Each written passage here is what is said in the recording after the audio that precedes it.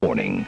This program may be found offensive by pencil-pushing, bean-counting, research-loving program directors and radio consultant goobs. Welcome to the Rick and Bubba Experience. It is top of the hour. We welcome all of you back. 877-WE-BE-BIG. Those of you listening on radio stations around the country and watching on Turner South this morning. We're glad that you are here. Coming up this hour, we will be fortunate to have the legendary Jim Fowler will be with us. Most of us remember him best from Mutual Omaha's Wild Kingdom. Out there wrestling some beast or being treed by one as Marlon Perkins brings us the play-by-play. You know, Rick, speaking of that, we were watching with the kids. I was slipping around last night, some show, and I don't remember which one it was. And it was about these seals and baby seals and all this in this area and how they try to get out to the ocean when they're born. And the sharks or the great white are just waiting on them, you know, and they're eating them like little sausages, you know. Sure. But you won't see that in Finding Nemo. No, and you know what really brought this on, too? I was watching a show. Now, I know Jim probably disagree with me, but, you know, I hate sharks and snakes. You know what I mean? Sure. I'm against them. Right. But there was a Saturday morning cartoon on called Kenny the Shark. Have you ever seen this? Excuse me? Kenny the Shark, no, where this shark lives with a family. And they try to convince everybody, like the mom is a psychiatrist, and they try to convince everybody that sharks won't hurt people. Oh, that's funny. But yet he still attacks people. He was chasing this guy this weekend. I'd like to and see that. He'd like tree him, you know. And but is he out on the land? Yeah. Oh, yeah. He just walks around. Oh, okay. And it's funny because he doesn't want to go back to the ocean, and every time he's bad, they threaten, we're going to put you back in the ocean, you know, that kind of thing. Well, how about that's funny? It's Kenny the Pet Shark. And it's kind of weird, but, you know, they continually tell everybody that sharks are not bad, and they won't attack unless, you know, it's a misunderstanding or they're extremely hungry, which, you know, could be 3 times a day. I don't know. I'm sure I'm hungry 3 times a day. But, you know, my daughter, Caitlin, was asking me, well, Daddy, do sharks, or do they not bite? I said, oh, yeah, they bite, and they're real bad. So I was flipping around, and they were showing these sharks eating seals. And it was like, you know, them little weenies you get when you go to, Christmas parties you eat with a little barbecue sauce on? Yeah. That's what it looked like. Cocktail weenies. Yeah, it was like a sea full of cocktail weenies, and these great white sharks are just crunching them up like appetizers. Loving it. Well, they've got a camera on something. I don't know how they're filming this. You see a little seal trying to get away, right? And you see the shark, and we're right by the shark, okay? You can see his teeth, and he's going. I guess they had a camera on the shark, and he's just about, and I called the kids and I said, you need to see how real sharks are in the water, okay? Yeah. So and this is going to be a great moment, and we're all sitting there anticipating the seal getting ate. And out of the blue, a killer whale comes and bites the head off the shark in one bite.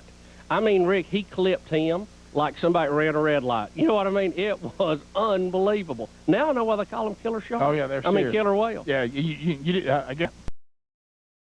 The shark, you know, really never had a chance. And it was funny, all the other great whites, you know, 250, 300 pounds, just they scattered like menace. You know what I mean? Well, yeah, that's when somebody calls up and says, hey, this has been pretty good. I think the buffet's closed. Let's all round it up. Yeah, we've had enough. We're out of here. So that was good. We, I know that we'll be talking about some of his big experiences, which is going to wig you out, as he told me last night, because I took Bigelow over to see him last night at the Winfrey. He came in town, and so some of the kids from Mutual Omaha and all that got to... Look at Hunter running his motorcycle up He's there. ready, eh? And Caitlin, and they're all arriving to see the animals. But I'm going to tell you... This one here could not wait. Well, hey, Sweet Pea, and Caitlin is here, Bubba's daughter, and his son, Hunter.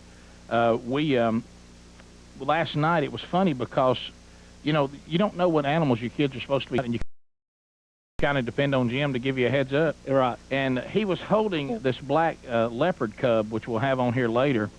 And, you know, there's those moments, well, he was holding it for everybody to get a picture with it, but he was holding it. Right. And all of a sudden, Big Love goes over for, hold up, let me get your shot, And all of a sudden, Big Love goes, boom, and picks up the cub, and the cub's wraps around, and he holds it like that, and Jim goes, or you could have that shot. Sure. You like that? And so we have a picture of him actually holding the black leopard. So we'll have a black leopard, I think an Arctic wolf, if the wolf's not too big to get up here. I hope so. It's big. And now he did have tons of snakes, and I told him no snakes. Yeah, let's leave. Let's ixnay the snakes. Yeah, there's some... I'd hate to burn the building down with the studio so close to being finished. I know it. I just got word that he was on a local TV station here in town. a listener just called and told me that, you know, at the last bit of the segment, nobody knew it, but he pulled a little snake out of his pocket. So I'm on, look. He had corn snakes all in his pocket. Yeah, we'll have to pat him down real well. Yes, somebody will pat him down real good. Yeah, he's like 6'5". I'm not going to, but but if y'all would like to. I know Jim has survived the wrestling of the anaconda, you know, deep in the jungle. He will not survive bringing a snake out on me. Okay. No, I told him, or his handlers, because Jim's a good old guy. He's just kind of doing, you know, but it's the handlers who think it's funny. I don't think. See, Jim has no concept. You could dump a bucket of snakes on him, and him just keep eating his breakfast biscuit. Sure. You know what I mean? Sure. So to him, he's not even he can't even tap into that. Right. You know what I mean? So I told them about, you know, the listener that was killed in Center, Alabama, and they asked me how many listeners they thought that we had lost over that.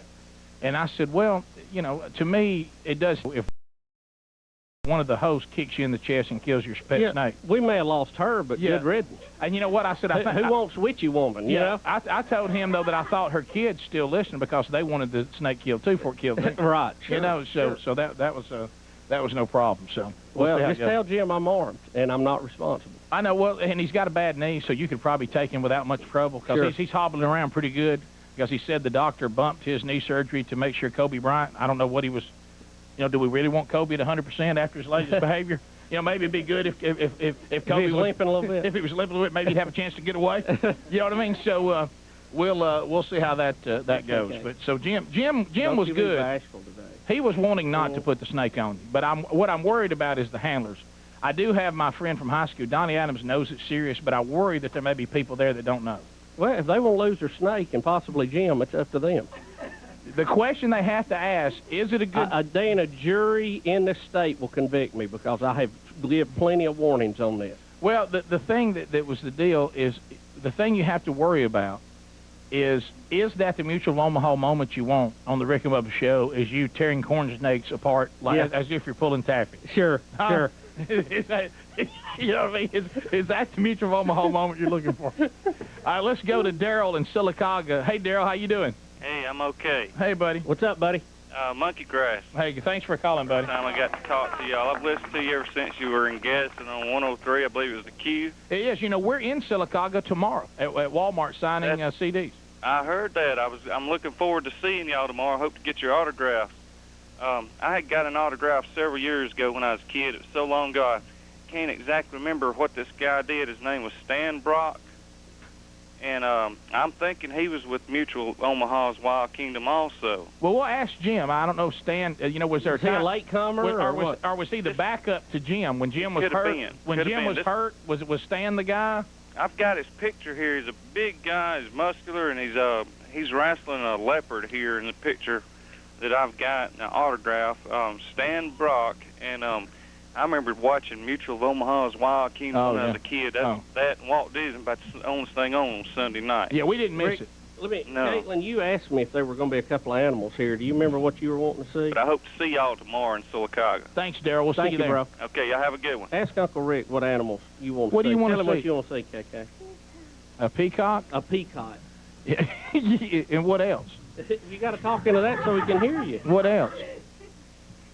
Just a peak. What's called? Have we got bashful now all of a sudden? Well, sure. Wow. Look, let's get us a camera at home. I've never seen this tactic to work. I want to see bears. Bears. Just bears. Of any kind. It was funny because you know, Big Love, like her liking peacocks, his deal is ostriches. You know, when we were young, didn't we lock into simple things like tigers and things like that? They're ostriches, peacocks. Caitlin likes peacocks and octodus, she says. Yeah, Big Love's is ostriches and giraffes. Hunter, what else? And yours what is else bears? You want to see? Frogs? Okay. Just any frog? We got our motorcycles. A red frog? You'd like to see a red frog. That's going to be a tough order. Yeah.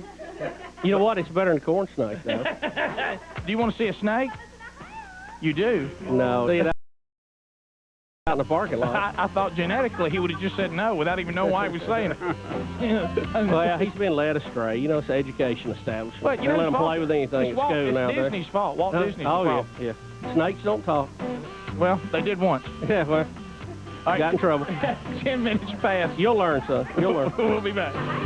We're back. It is 15 minutes past the hour of the Rick and Bubba Show. 877 We Be Big.